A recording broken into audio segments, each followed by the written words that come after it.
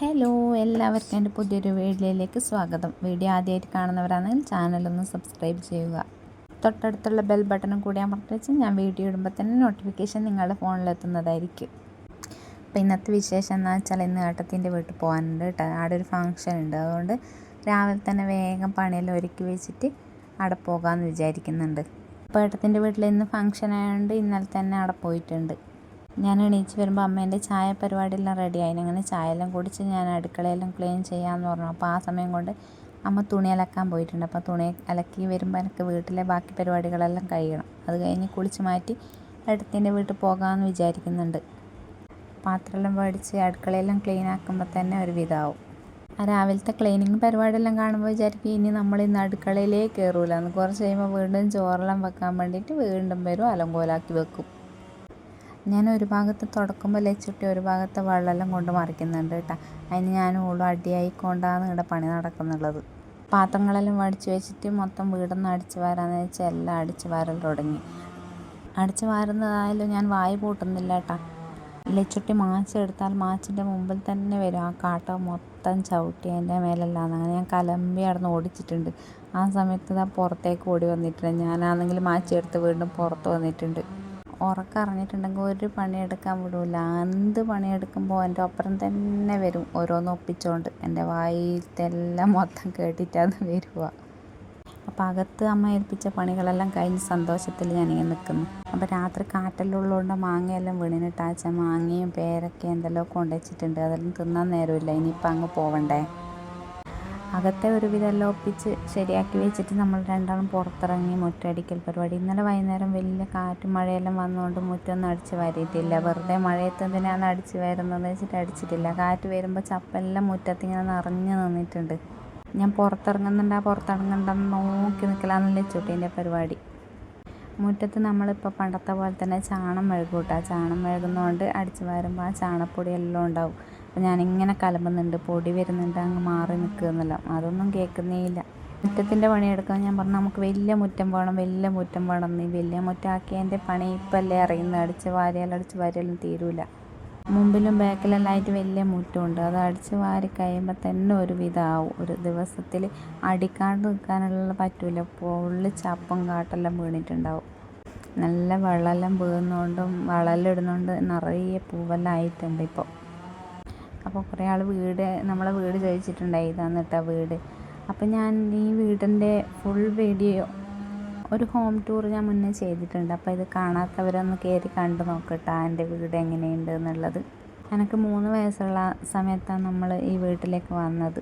അതുവരെ നമ്മൾ അച്ചാച്ചൻ്റെ വീട്ടിലായിരുന്നു. എനിക്ക് 3 വയസ്സുള്ള സമയത്താണ് നമ്മൾ ഇവിടെ പുതിയ വീട് എടുത്തത്. ഞാൻ സ്കൂളിൽ പോയി തുടങ്ങിയതും കാര്യങ്ങളെല്ലാം ഇവിടെ നിന്ന് തന്നെയാണ്.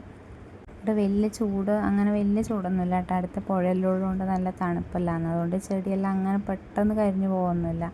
തണുപ്പുള്ള ഏരിയ അതായത് ചുറ്റും മരങ്ങളും കാര്യങ്ങളും ഉള്ളതുകൊണ്ട് പൂച്ചെടിയെല്ലാം നല്ലോണം നിൽക്കും ഈ വെയിലെത്തും. അപ്പോൾ ഏട്ടൻ്റെ വണ്ടിയെല്ലാം വെക്കാൻ വേണ്ടിയിട്ട് അവിടെ ഒരു ഇതുപോലെ ആക്കിയിട്ടുണ്ട്. എൻ്റെ ബാക്കിൽ കുറച്ച് പച്ചക്കറികളെല്ലാം.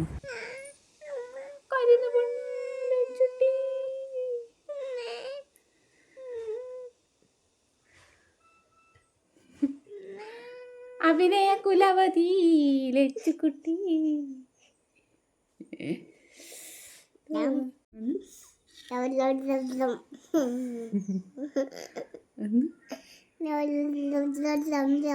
അങ്ങനെ പുറത്തെ പൊടി മൊത്തം കൊണ്ടിട്ട് ഇതാ കുളിച്ച് റെഡിയായി വന്നിട്ടുണ്ട് ലച്ചുകുട്ടി.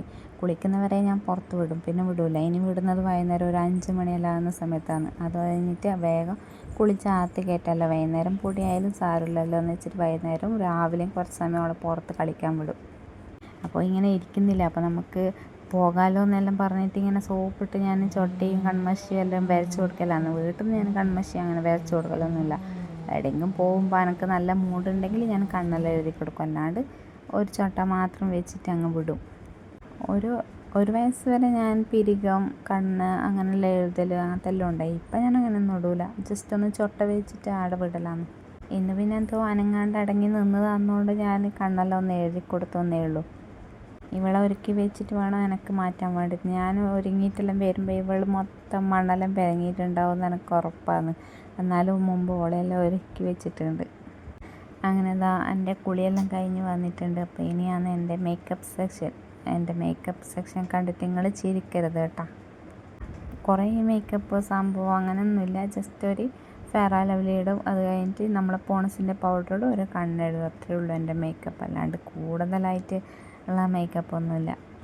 ഇഷ്ടമല്ലാത്തതുകൊണ്ടൊന്നും, മേക്കപ്പെല്ലാം ചെയ്യാൻ ഇഷ്ടമാണ്. എന്തെങ്കിലും കല്യാണമെല്ലാം ഉണ്ടെങ്കിൽ അത്യാവശ്യം ഞാൻ ഫൗണ്ടേഷനെല്ലാം ഇടും. അല്ലാണ്ട് ഇങ്ങനെ ഡെയിലി പോകുമ്പം വരുമ്പോൾ ഒന്നും ഫൗണ്ടേഷനും കാര്യങ്ങളൊന്നും ഇടില്ല. ജസ്റ്റ് ഫെയർ ആൻഡ് ലവ്ലി ഇട്ട് പോൺസിൻ്റെ പൗഡർ ഇട്ടിട്ടേ പോവുള്ളൂ. അല്ലാണ്ട് എല്ലാ ദിവസവും ഒരുങ്ങി നടക്കുന്ന അങ്ങനത്തെ പരിപാടിയൊന്നുമില്ല.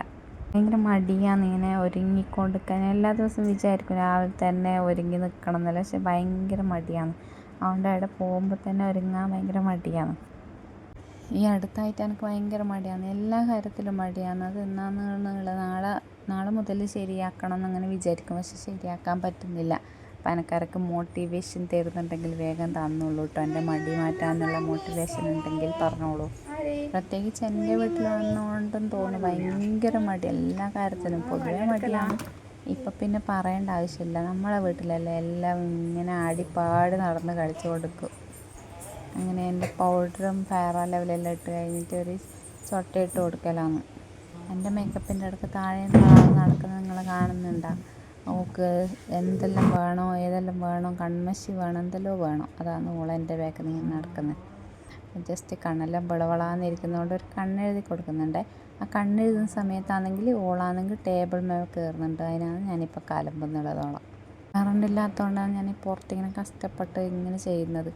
അത് കറണ്ടില്ല, കാണുന്നില്ല. ഞാൻ ഓളെ പറഞ്ഞുകൊണ്ടാണ്, ഞാൻ കണ്ണിന് ഇങ്ങനെ കൺമഷി വെക്കുമ്പോൾ ഓളെ എൻ്റെ ബാക്കിൽ നിന്ന് വന്ന് മുട്ടി കണ്ണിൽ മൊത്തം കരിയെല്ലാം പടർന്ന് പണി കിട്ടി. അതിനാണ് ഞാൻ ഓളെ ഇങ്ങനെ പറയുന്നത്. വീട്ടിലൊന്നും കുഴപ്പമൊന്നുമില്ല. എവിടെയെങ്കിലും പോകാൻ നോക്കുമ്പോൾ ഷൈ ഓളെ ഞാൻ സെറ്റാക്കി കൊടുത്താൽ ഷൈ എനിക്ക് മേക്കപ്പെല്ലാം ചെയ്ത് കഴിയുന്നവരെ നോക്കിക്കോളൂ. ഇവിടെ പിന്നെ ആ സമയത്ത് ആരും ഉണ്ടായിട്ടില്ല. അവരെല്ലാം അങ്ങോട്ടും ഇങ്ങോട്ടും കുളിക്കലും അമ്മയെല്ലാം കുളിക്കലും തിരക്കല്ലായതുകൊണ്ട് ഓളെ നോക്കാൻ ആരും ഉണ്ടായിട്ട്, അതുകൊണ്ടാണ് എൻ്റെ ബാക്കിൽ നിന്ന് ഇങ്ങനെ നടക്കുന്നത്. വീട്ടിലാണെങ്കിൽ എന്തിനും സമ്മതിച്ചു തരും. ഏട്ടത്തിൻ്റെ വീട്ടിലേക്ക് കുറേ ഒന്നും പോകണ്ട, കുറച്ച് സമയം നടക്കേണ്ട ദൂരമേ ഉള്ളൂ. പിന്നെ അമിതമായ മേക്കപ്പൊന്നും വേണ്ടല്ലോ. പിന്നെ വിരുന്നുകൊണ്ട് കുറച്ച് ഒരുങ്ങിയേക്കാന്ന് വിചാരിച്ചു, അല്ലാണ്ട് കുറച്ച് ദൂരമേ ഉള്ളൂ. അങ്ങനെ കുറേ ട്രാവൽ ചെയ്യാനൊന്നുമില്ല. മുടിയാണെങ്കിൽ നനഞ്ഞിട്ട് എങ്ങനെ പിടിച്ച് വാർന്നിട്ട് നിൽക്കുന്നില്ല. അതിൻ്റെ ദേഷ്യത്തിൽ ഞാൻ വീണ്ടും ഇങ്ങനെ നിൽക്കുന്നു. ഞാൻ മുടി മുറിക്കട്ടെ എന്നൊക്കെ പറയുമ്പോൾ ഷൈക്കത് ഇഷ്ടമല്ല, മുടി മുറിക്കുന്നൊന്നും ഓനിഷ്ടമല്ല. അല്ലെങ്കിൽ ഞാൻ ഈ മുടിമേലെ ഒരു താജ്മഹൽ പണിതേനെ. കഴിഞ്ഞ ദിവസം ഏട്ടത്തിൻ്റെ മുടി ഞാൻ നല്ലോണം മുറിച്ച് കൊടുത്തിട്ടുണ്ട്. ഇപ്പോൾ നല്ല രസമുണ്ട്, നല്ല ലെങ്ത്തെല്ലാം കുറഞ്ഞുകൊണ്ട് നല്ല കട്ടി തോന്നിക്കുന്നുണ്ട്. ഭയങ്കര ലെങ്ത്ത് ഉണ്ടായിട്ട് കാര്യമില്ല, മുടിക്കുള്ളിൽ വേണ്ടേ. എൻ്റെ ഉള്ളിൽ മുടിയെല്ലാം പോയി തുടങ്ങി, അതുകൊണ്ട് ലെങ്ത്ത് ഉണ്ടായിട്ട് കാര്യമില്ലല്ലോ. നമുക്ക് നല്ല വൃത്തി കാണണമെങ്കിൽ ഷോർട്ട് ഹെയർ ആയാലും നല്ല വൃത്തി ഉണ്ടാവുമെന്നാണ് എൻ്റെ ഒരു ഇത്. ഷൈ എന്ത് പറഞ്ഞിട്ട് അമ്പിനും വില്ലിനും അടുക്കുന്നില്ല. മുറിക്കാണ്ട ഒരു എന്ത് കാര്യം പറയുമ്പോൾ മുറിക്കാൻ വിടുന്നില്ല. ജസ്റ്റ് ഒന്ന് തുമ്പ് വെട്ടിത്തരുമെന്ന് വെച്ചാൽ ജസ്റ്റ് ഒന്ന് വെട്ടിത്തരും എന്നല്ലാണ്ട് കുറച്ച് നല്ലോണം വെട്ടെന്ന് പറഞ്ഞാൽ വെട്ടുന്നില്ല. എങ്ങനെ കെട്ടാൻ പറ്റാണ്ട് ഞാനൊരു പോണി ടൈൽ അവിടെ ക്ലിപ്പിട്ട് കൊടുത്തിട്ടുണ്ട്. അത് കുറച്ച് ഉണങ്ങി കഴിയുമ്പോൾ ചുരുട്ടിക്കുട്ടിയെങ്കിലും അവിടെ വെക്കാമല്ലോ എന്ന് വെച്ചിട്ടൊരു കറിട്ട് വെച്ചിട്ടുണ്ട്. അപ്പോൾ കഴിഞ്ഞ ദിവസം കമ്മൽ വെച്ച് കണ്ടിട്ടുണ്ട്. ആ ചെറിയ വേദന എല്ലാം മാറി വരുന്നുണ്ട്. വേദന മാറാൻ നോക്കുമ്പോൾ ലച്ചുട്ടി വന്ന് അതിന് മുട്ടും. അപ്പോൾ അവിടെ അത് വണ്ണം വെച്ചിട്ട് വേദന തുടങ്ങും. അപ്പോൾ ഇന്ന് ചെറിയൊരു മാറ്റമെല്ലാം ഉണ്ട്. അതിൻ്റെ പട്ടിഷമാണ് ഇപ്പോൾ കാണുന്നത്. അപ്പോൾ ഇതാ നമ്മൾ ഓട്ടോ ചേട്ടൻ വന്നിട്ടുണ്ട് കേട്ടോ. അപ്പോൾ നമ്മൾ പോകാൻ ഒരുങ്ങി. ലച്ചുട്ടിക്കാണെങ്കിൽ ഭയങ്കര സന്തോഷം, കുറേ ദിവസമായില്ലേ പുറത്തൊന്നും പോവാത്ത. അപ്പോൾ അവിടെ ഇച്ചുവിനെ കാണും എന്നുള്ള സന്തോഷത്തിലാണ് ഓളിങ്ങനെ ഇരിക്കുന്നത്.